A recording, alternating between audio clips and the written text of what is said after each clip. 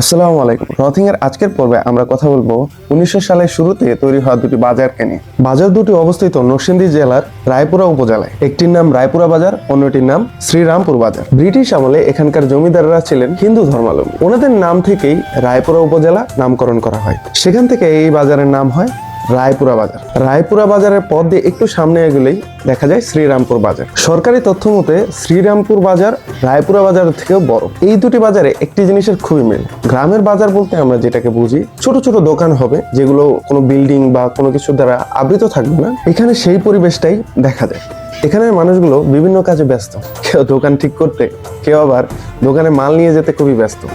বাজারের আশেপাশে আধুনিকতার ছোঁয়া অনেক কিছু হলেও এখানে পুরনো বাড়িগুলোর এখনো রয়ে গেছে, যা এখনো ইতিহাস বয়ে নিয়ে যায়।